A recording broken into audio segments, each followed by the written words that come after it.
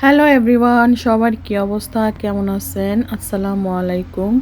আশা করছি সবাই ভালো আছেন। আলহামদুলিল্লাহ আমিও ভালো আছি। আসলে এই যে এটা হচ্ছে একটা পার্ক। এই পার্কটাতে আমার একদিন না আসলে ভালো লাগে না। আমি খুবই মিস করি এই পার্কটাতে। তাই আমি প্রতিদিনই আসি।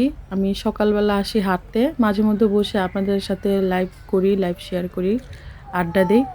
তো এছাড়া আমার প্রতিদিনই এইখানে এই পার্কটাতে আসা হয়। আসলে এই পার্কটার আমি মায়ায় পড়ে গেছি। একদিন না আসলে আমার ভালোই লাগে না।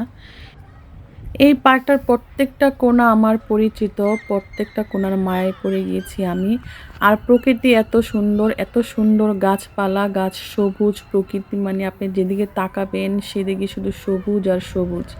একেক সময় একেক রূপ ধারণ করে এই পার্কের প্রকৃতি। মানে কোনোটার থেকে কোনোটা কম না। প্রত্যেকটা সময়ের দৃশ্যই মানে চোখে চোখ জুড়ানো থাকে।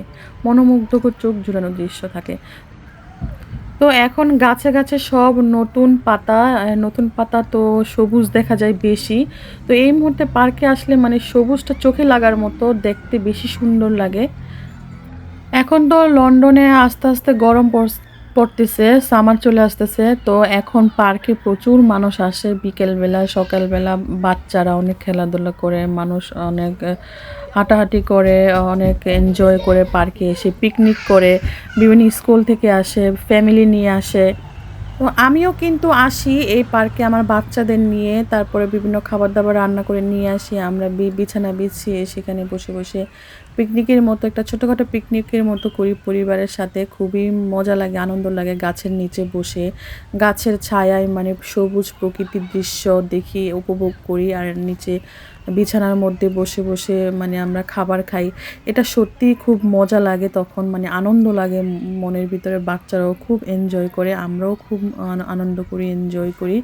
তারপরে এখানে তো প্রত্যেকটা পার্কে লন্ডনে বাচ্চাদের প্লেগ্রাউন্ড আছে। এখানে বাচ্চারা প্লেগ্রাউন্ডে খেলাধুলা করে। তো আমরা এই পার্কেও আসি। আশেপাশে আরও পার্ক আছে, সেখানেও যাই। আমরা সব জায়গায় যাই।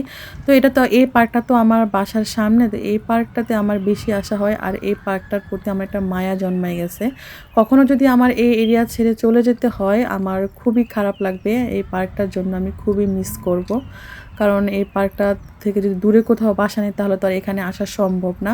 তো আমি খুবই মিস করব এই পার্কটাতে তখন। তো এখানে দেখেন এই যে একজন এক্সারসাইজ করতেছে, এরকম অনেক মানুষ করে, মর্নিং ওয়াক করতে আসে। আমিও আসি মর্নিং ওয়াক করতে, হাঁটাহাঁটি করি, মানে হাঁটলে শরীর ভালো থাকে। তো দেখেন এই সবুজ প্রকৃতি তো আপনারা দেখতেই পারছেন, অপরূপ সুন্দর লাগে দেখতে। আর পার্কের নিচের এই যে ঘাসগুলো দেখা যাচ্ছে, এগুলো দেখলে মনে হয় কি কোনো মানে কার্পেটে বিছানো ঘাস আছে না, একরকম রেডিমেড ঘাস। কার্পেটের মতো যে ঘাসগুলো থাকে মানুষ বিছায়, তো ওইরকম লাগে এইখানকার ঘাসগুলো দেখতে। আসলে এগুলো কিন্তু সত্যিকারই ঘাস। ওরা কিন্তু কেটে রাখে, ওদের একটা নির্দিষ্ট সময় আসছে। তো কয় মাস পর জানি ওরা এই ঘাসগুলো কেটে রাখে, যার কারণে এরকম লাগে দেখতে, মনে হয় যেন কার্পেট বিছানো। খুবই সুন্দর লাগে।